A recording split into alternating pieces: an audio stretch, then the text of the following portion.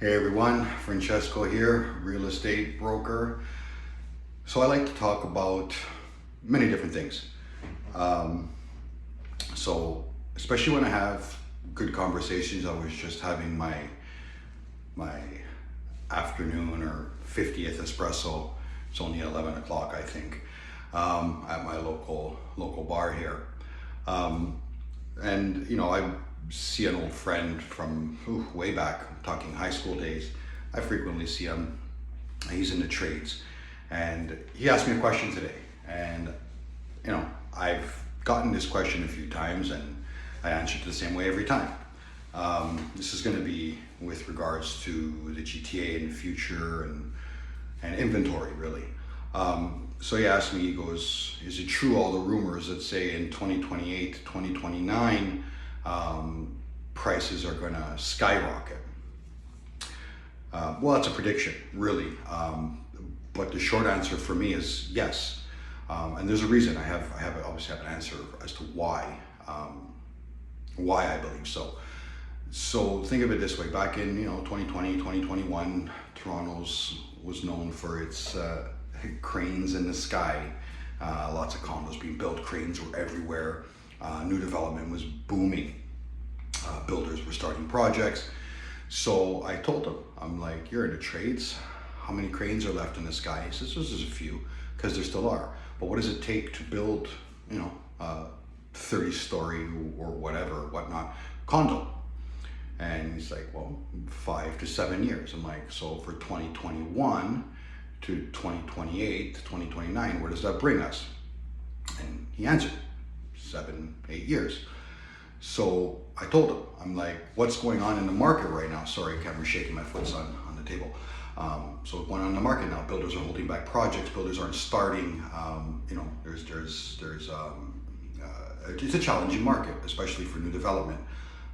With the prices being where they are.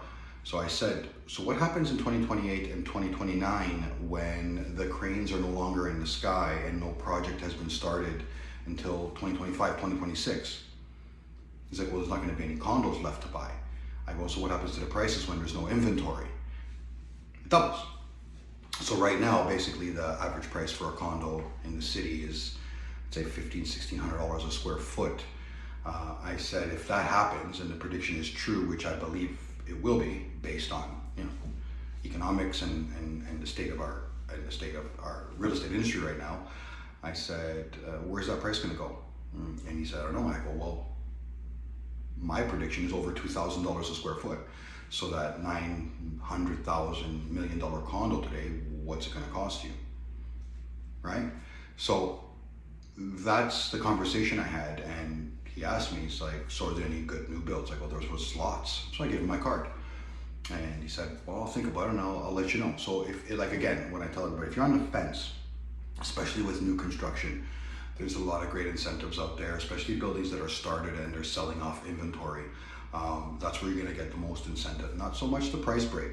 You're going to get more incentives. The builder's going to give you more upgrades. They're going to throw things in for you. They'll extend your deposit period. They'll do a lot for you. So keep that in mind when the cranes are no longer in the sky. And yeah, we do have a lot of inventory right now. We have a lot of inventory on the resale side. We have a lot of inventory on the new development side. We have a lot of inventory everywhere. But think about that when the cranes leave. What happens? What happens to the inventory? Well, it goes away.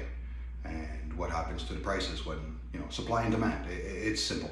Supply and demand. When there's no supply, the prices go up and there's a demand for it. So as population grows and supply dwindles, what happens to the prices of properties? Well, it goes up. So if you're seriously on the fence, give me a call. I can paint the picture for you. I can show you the projects or the resale that's available right now where you can get a good deal.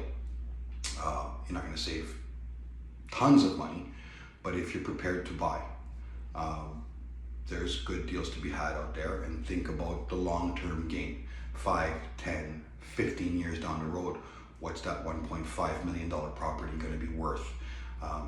Even if you have no intentions of selling it, it doesn't matter what you paid today. If you're going to hold it for 20 years, who cares? Who cares what you paid 20 years ago, right? Look at our parents. They bought their house for a bag of chips and a can of Coke. 30 years later, they're selling their house for $2, $3, $4 million. So think about it that way. Don't hesitate. Jump on it. Give me a call. I'll show you the way. Till next time, guys, have a great day.